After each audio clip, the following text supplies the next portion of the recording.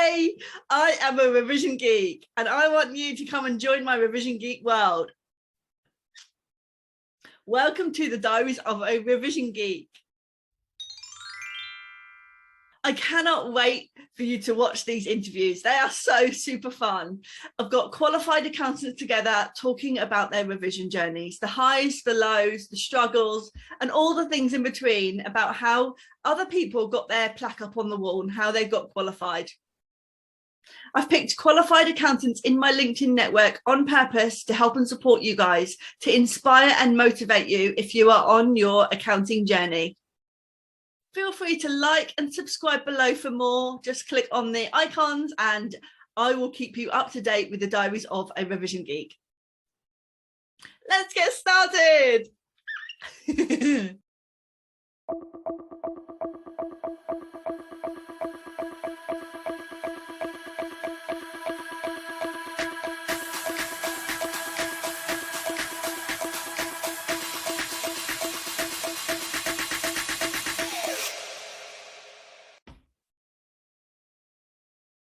In today's interview, we have Ryan. He is AAT and ACCA qualified. In Ryan's journey, we talk about winging it and how he had to adapt that exam technique style halfway through, knowing your limits and how he applied himself fully. Enjoy the Revision Geek interview. Let me know what you think.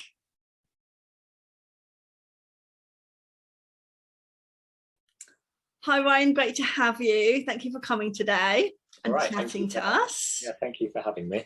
So just a quick introduction. Who are you? What are you doing? So yeah, I'm Ryan. I'm the head of finance for a company called Jigsaw Business Solutions. And yeah, we run the gift card programs for like national and international retailers. And yeah, been doing that for about 4 years. I worked in practice for 3 years prior to that. So yeah, I got a bit of a varied background in it. But yeah, really happy to be here and thank you again for having me on. That's right. I'm excited to learn about your background and your journey. That is what we're here to be, a Revision Geek for half an hour. Yes, I'm not the only one. So just a bit of basics. What qualifications have you done and when did you qualify? So I qualified in July of last year, 2021, obviously, if this lasts the ages. I have done AAT. I did the midway through ACCA degree and completed my ACCA last year. Congratulations. Thank you. A new qualified accountant. Fresh. Fresh, yeah, really still excited. Like, I can't wait for the next 10 years. For now, yeah. Okay, cool. Let's go straight into it then. Like, I want to know how your Revision Geek journey went. So talk me through your AAT and or your ACCA journey. Yeah, of course. So AAT, I think I had a bit of a kind of like, well, retrospectively, I think almost an arrogance about approaching it. I was one of those that kind of did all right at school without ever needing to do a great deal at school, which I know like people are like, oh, I hate you. So I took that into it and I did okay, but like could have done better. I really struggled on one exam and that kind of hit home to me that you can't kind of try and wing it.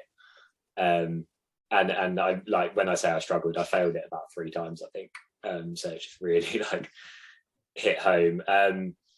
ACCA, I then almost like this sounds ridiculous out loud, but carried on the same mistake of being like, well, the pass mark's gone from 70 to 50, so I can be a bit worse. But yeah, I mean, like massive step change. Did okay to start with, and then struggled on audit and financial management. Like financial management in particular, I was doing for like a year straight, like every quarter, just sitting and failing by like 1%, 2%.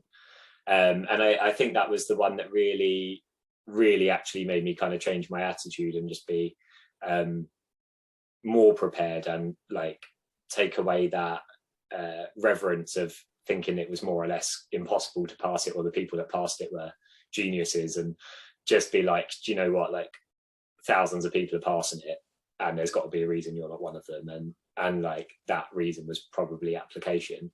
Do you think it knocked your confidence, you know, doing FR just in 1 year? Yeah. I tried to, I think what I tried to do over, and it's really difficult because you're thinking of time, you're like, okay, one exam a quarter, say I'll qualify in 18 months, and you fail and you're like, okay, another 18 months. And so what I tried to do was combine it, but what I'd constantly find was like, yeah, you passed F7 but you failed F9.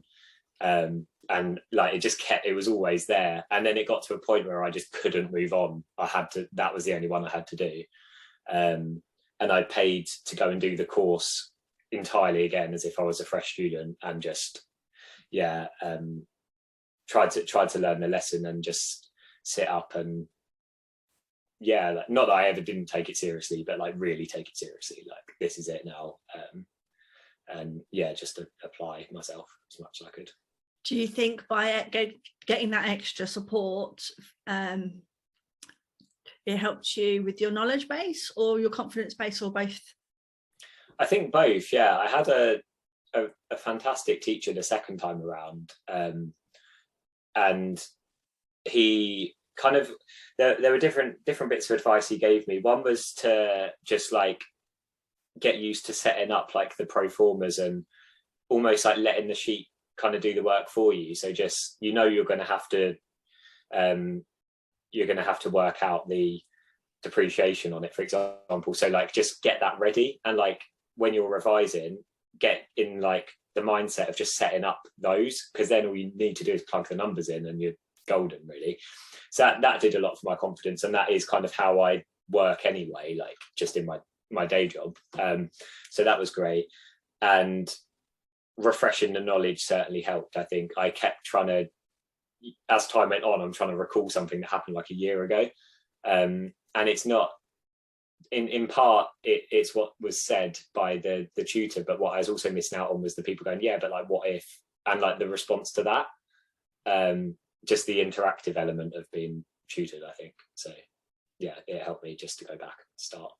And then you passed FR with that. I did, yeah. It was FM, but yes, it was such a relief. And when I did pass it, it was like my most, I think it was with like 70% or something. So it like literally went from like close to passing it with confidence, which really helped as well. Because I think if I'd have scraped it, I'd have just been like, well, you know, you literally just sat it so many times that you've done all the questions by then and you just scraped the pass. But yeah, it was nice going into that professional level, like with a substantial pass, and like kind of put that demon behind me and go again. And what was your professional level like? Actually, really, really smooth, like 4 first time passes and just went straight through. And I honestly think that I needed, as awful as it was at the time, I needed that like hold up to just kind of, I found my like revision formula on that exam, and that was as a result of it. But I think I just needed it to kind of humble me a little bit, and yeah, just kind of like break me down a bit so I could like be built back up again by passing it. So yeah, I know what you mean. I was definitely overconfident, over cocky on a few of mine. I was like, I know what, especially my E pillar, I was like, I know the E stuff, but yeah, that was the one. E2 for me was I took that 4 times to pass it. Yeah, so I was like, oh, I was so cocky. Yeah, the worst part for me was that my job title for the first like 3 years I worked for Jigsaw was finance manager, and the exam I couldn't pass was called financial management. So everyone was looking at me like, are you quite all right? You know? Are you in the right job? It's not actually that connected to what I do. It's just a coincidence on the words. And when you went through your professional level and passed first time, congratulations. Was that a 1 exam sitting at a time, or did you do more than that? It was, yeah. I think I was a little bit scarred by the trying to combine F9 with other things situation. And I think what I really needed to do was just to get rid of the mindset of it being about how long it is until I qualify. And like, because I think if you're always thinking 3-4 exams ahead, you're never going to be that present for the one that you're actually sitting. So I just adjusted the mindset to be like, okay, we've done the course for this one. That's what I'm going to live and breathe for 6 weeks now. like that is my life until that exam, and then you do it and then you move on. And I've got a 7-year-old, I've got a relatively demanding job, and it was impossible to do 2 and do them justice. So yeah, it was a bit of a like know your limits and yeah, like, apply yourself fully kind of exercise, but it worked out. And did you go to did you have some tuition or any study support for your professional level? Yeah, so I used First in Tuition. It was in lockdown actually for the whole professional level, which I mean, it sounds very bad to say given the context, but like that I think did me a favour in itself. Like just I'm based in Eastbourne, but I was travelling to London for my courses. So yeah, like some of those days were about 14 hours long. So by like day 4, I was just like, yeah, I was on like 8 coffees a day and still barely awake kind of thing. So yeah, that helped. But yeah, so I did those, and I really just booked on whichever one I could. Like it didn't matter if it was like my local one. I joined some from like Norwich and wherever. I just get on the course and get the stuff. So yeah, I did do that, and I did a revision course, generally speaking, as well, which would be a couple of weeks after the main one. Yeah. Okay, so going back to what you said about winging it, I want to drill down a little bit more on this one. Don't call me out, please. No, I just think you're definitely not the only one that I've heard people say that with, and that's different to me for sure. I was like geek at school as well, in the library, tried super hard, and be like, I was not an A-star kind of girl either, but I put a lot of the hard work and effort in for mine, and winging it was just something that's just still not in my brain. So talk me through that, how winging it worked for you and how winging it didn't work for you. Yeah, of course. I think winging it sounds like it's like a personal policy of mine now, but winging it is like, it's kind of, I was brought up in like, my dad's very laid back and I'm very similar to him, so it's kind of born from that. I think it's literally like everything will work out in the end. So in terms of my revision journey, it was a little bit of the fact that had got me this far. So it was like, well, why change a winning formula? A little bit of probably arrogance, as I said at the start, like just it, like, yeah, you'll be fine, like you'll pass it. And it works for me professionally in a way, in the sense that like I'm very calm under pressure, and like in my actual day-to-day job, both when doing exams and now qualified, like that kind of ability to not massively worry about something before it happens, and just be like, well, we'll be fine, we'll either have an answer or we'll take it away. And that serves me very well, to be honest with you. But where it really didn't work was there's no plan B if that's your policy. Like, you let yourself down, and when you're talking about a 3-month wait to rectify the situation, it doesn't take long to get frustrated with yourself.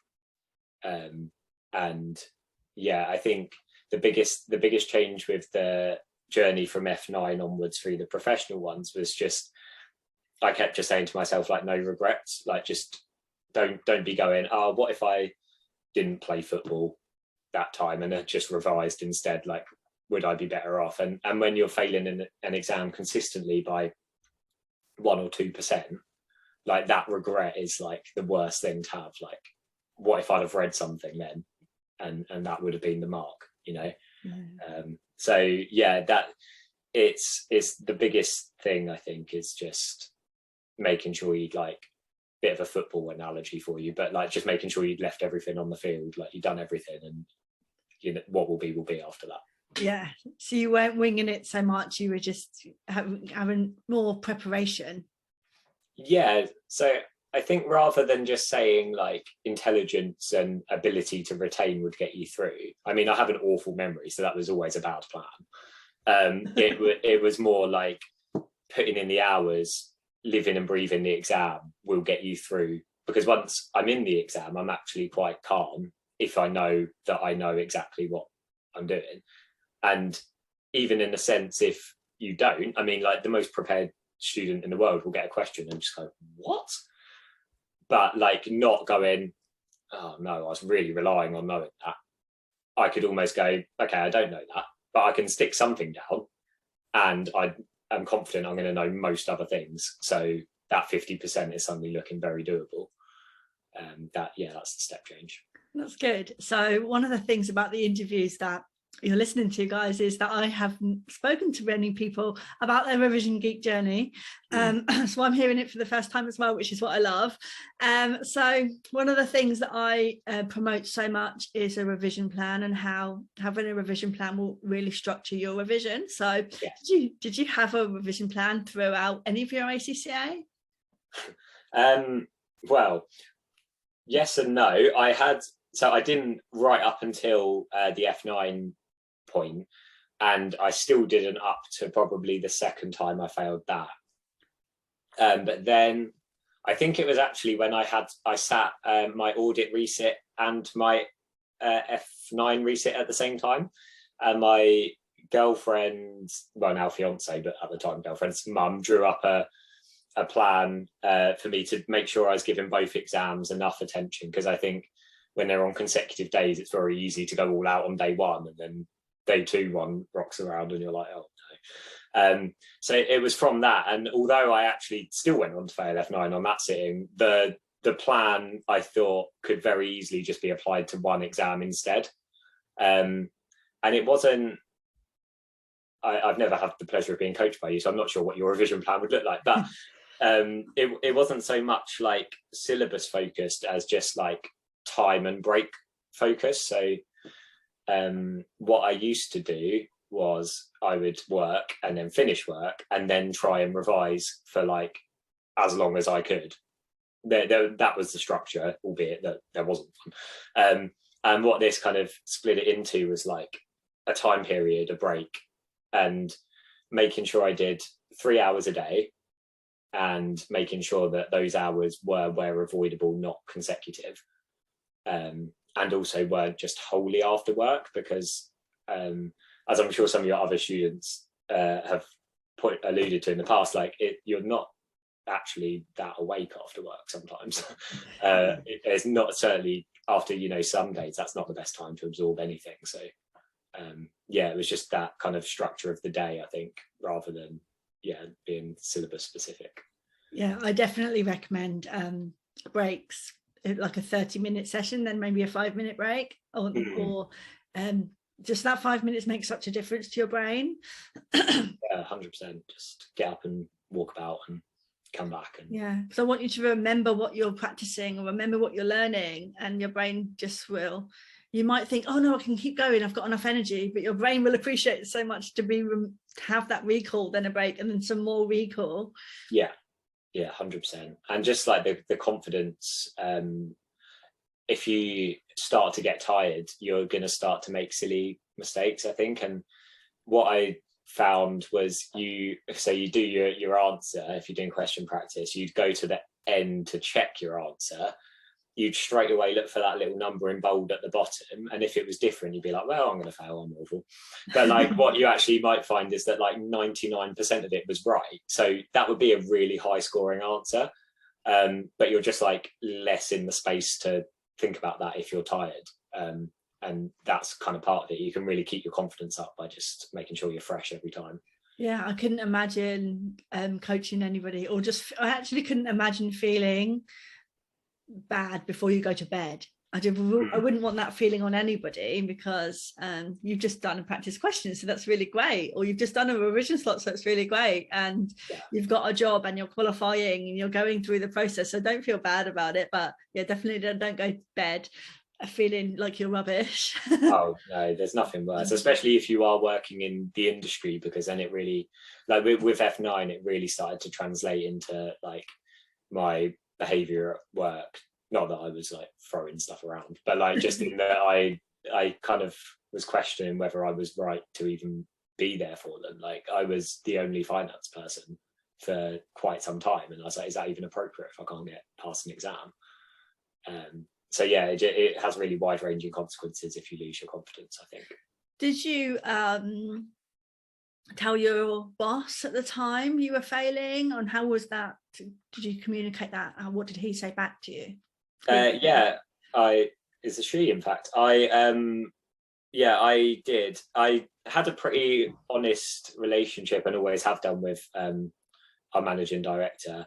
And I've kind of always more or less worked for the same person. So it's been really nice in that regard. And she had kind of taken a bit of a chance on me initially because I used to be the accountant. I used to be an accountant for the man who was our company's accountant, if that makes sense. So I worked for the accountant of Jigsaw. And then I unfortunately got made redundant, but then got taken on by Jigsaw, having worked for them before. So we've always had that like really open and honest relationship because I kind of knew a lot about the business before I started anyway.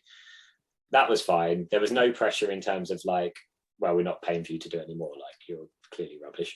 That there was none of that. And it was more just focused on like the effect on my confidence and whether or not that might stop me from like workplace progression, how best to incentivize me in the workplace in order to get exam success, and a little bit of focus around what I was missing out on because I'd moved on from practice, like in retrospect, probably a little bit too early. I found it really boring, no offense to practice people, but like it really wasn't getting much out of me. But like you miss out on, like, I hadn't done audit, for example. I think I'd done one. So I didn't have like much experience of that. And I think what the conversation tended to be more focused upon was like how I could replicate that stuff without working in a practice and without, especially for F9, like there was no hedging going on. So it was like, like how can you kind of get that experience without it? So yeah, I'm really grateful for the kind of compromises and the things that were kind of juggled about to give me exposure to stuff that I probably wouldn't have got naturally. Yeah, I definitely come across that with some of my students. I did have exposure to audit, even though I worked in industry, and I did have exposure to management accounts. And obviously 10 years later, as I was a senior finance manager, and before I ran my business full time. So I did have a lot of experience. So now trying to coach them, I'm like thinking about this one or this one or this scenario. But while you're in it, if you haven't, then I think there is a missing link, and there's ways to get that scenario thought process or voluntary work or something to just understand the different scenarios on business applications. Yeah, 100%. And I think that's the biggest bit to try and like the biggest gap to bridge is that like I think everyone in either practice or industry, there's been an exam that's come up that's just like their day job. And they've gone, oh my God, this is incredible. Like for me, it was F5, which I think is business reporting, or I can't remember the F1, but SBR as well at professional level. And as soon as it came out, I was just over the moon. Like I was like, on it, like this is just what I do. But it's those ones where you just don't have any way to go, like to apply that to what you've done or what you've ever done. It's really difficult. And there is where like the new kind of 3 hours a day plan really came in, because it was more about just know the exam then. Like you're not, I could sit there for hours and go, well, I'm never going to do it. So like, blah, blah, moan about how unfair it is. But like realistically, that's not going to pass. So yeah, just learn the exam and like learn to kind of play the game in a way. Yeah, you need to get through. Obviously, you have some mandatory choices at professional level. CIMA students don't have any, so they just have to go through them all. Yeah, bit more choice. Okay, great. That's so good. So just moving on to our some other questions I'm just really intrigued about, because one of the things about the interviews is to show inspiration and to help people qualify. So I would just love to know what opportunities you thought you would get from when you were being qualified.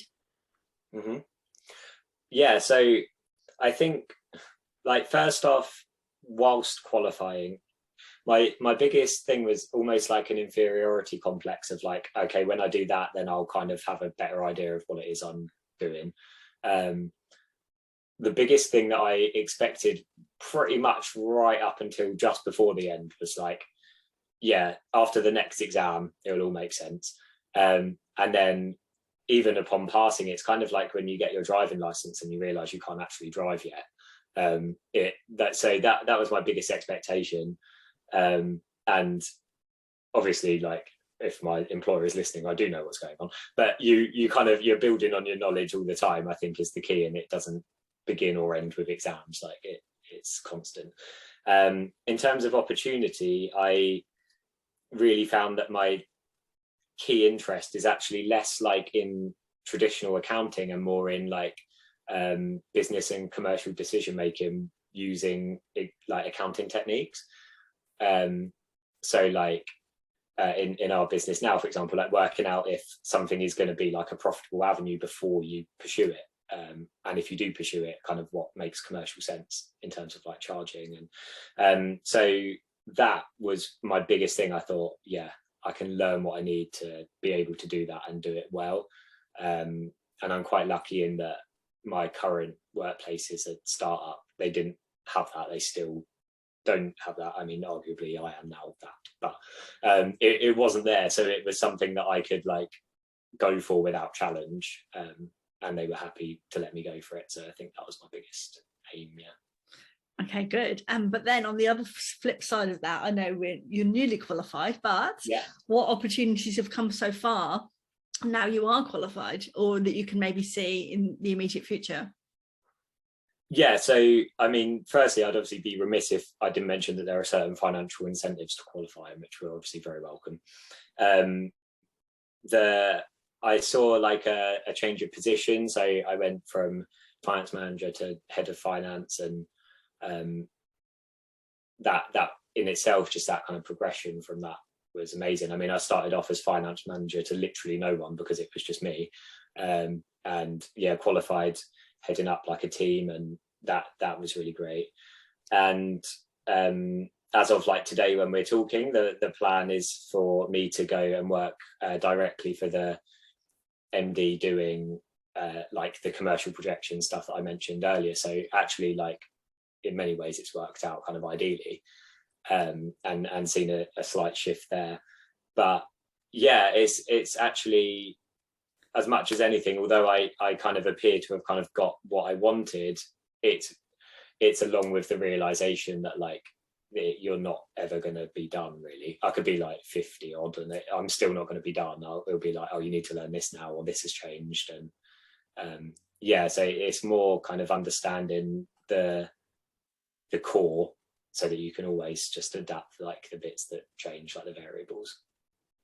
And that's exciting. The future is exciting now, right? It's exciting. I have to say that, yes. Yeah, no, sometimes it can feel a bit less so, I guess, but yeah, like you wouldn't want to just be talking about the same rules and whatnot in like 4 years' time. It would just be absolutely depressing. So yeah, it's exciting. And it's like even CPD, which I know people kind of roll their eyes about, but like there's so many things now, like crypto and sustainability, and like you can just go and do stuff that you couldn't do in your qualification for your CPD, and just like really add, not only does it add things to like your CV and your skill set, but like it just makes it more interesting, and opens up those avenues. And also you can understand different things like crypto, for example, like what's going on. So like you go and see it and you're like, oh yeah, that makes sense. Yeah, oh, it's just a bit exciting in a way to just learn and not be tested on it, not have this black cloud exam testing. Yeah, I don't know about your other students, but actually, like, weirdly, learning was the thing I missed the most. When I was done, I was almost a bit like now what? And I still, even now, sometimes get like out on a Saturday, I'll be like, I should really be doing something. And then I realize that thing is, I think I should be revising. So yeah, it is like, I think probably this isn't a job that you choose if you're like averse to learning. So I think that is important. Like, just find something that interests you and then keep thinking of other things that interest you, so you can just keep learning all the time, because it's like the kind of brain that would enjoy accountancy also wouldn't enjoy stagnation.